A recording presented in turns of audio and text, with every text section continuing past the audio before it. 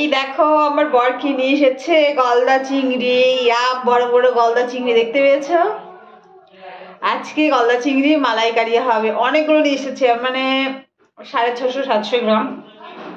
আমার ছেলে খায় না, আমি 3 জনা খাবো, তো অনেকগুলো নিয়ে এসেছে। সবগুলো রান্না করব না, আগে জিজ্ঞেস করি। তো চিংড়ি মাছের মালাইকারি করব তোমাদের সামনে। ফার্স্ট টাইম আমি গলদা চিংড়ি রেসিপি শেয়ার করতে চলেছি।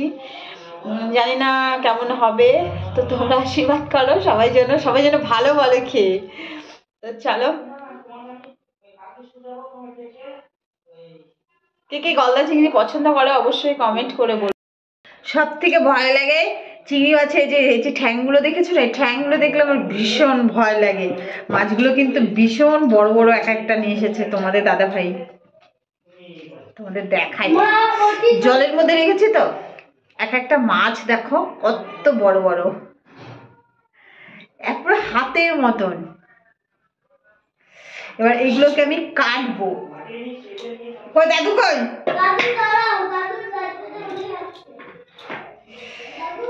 আর চিংড়ি মাছগুলোকে তোমরা কে কিভাবে কাটো আমি তো জানি না। অ্যাকচুয়ালি কি না, বড় বড় ঠ্যাংগুলো ভেঙে গেছে।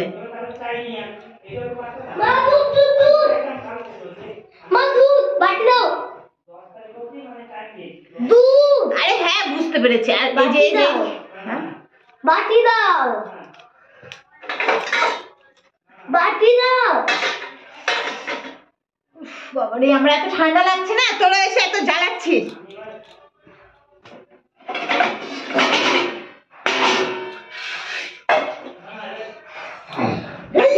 দাদুকে আসতে বলতো বাবা, বলে মা মাছ কাটতে পারছে না।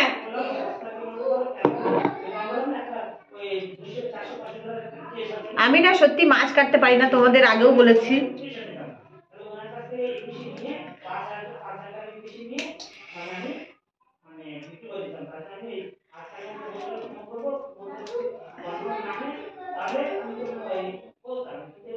অ্যাকচুয়ালি না, আমি বিয়ে বাড়ির স্টাইলে মাছটা রান্না করব।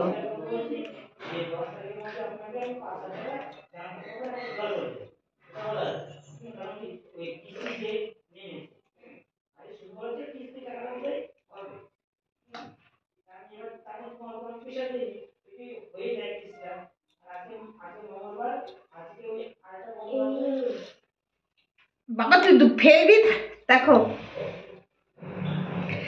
আমার কাছে কোনো টুথপিক নেই বলে মাছগুলো তো, চিংড়ি মাছ তো গুটিয়ে যায়, তেলে দিলে এরকম হয়ে যায়। তো চিংড়ি মাছটাকে আমি গোটা গোটা রাখার জন্য এইভাবে একটা টুথপিক ভরে দেবো, এখানে ভেতরে রাখ।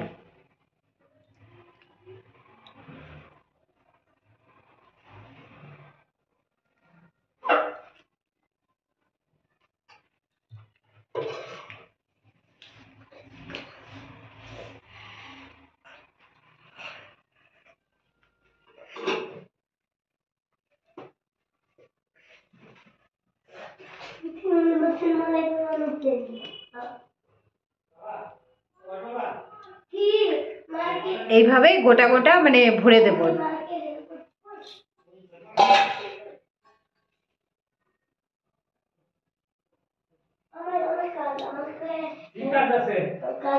বাবা দেন তো মাছ কাটা হয়েছে নাকি?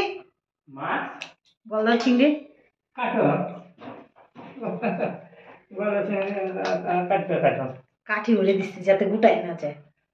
বিয়ে বাড়ির ওখানে ভাজলে পরে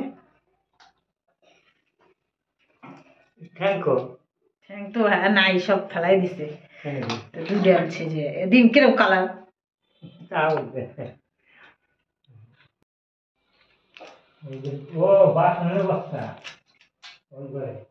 ওই যে পেছনে আপনার।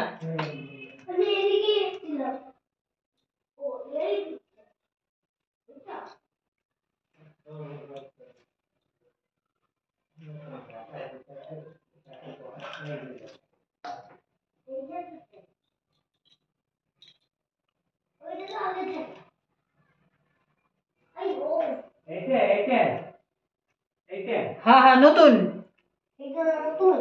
নতুন ঝাঁটা। বাবা সবগুলো রান্না করবো।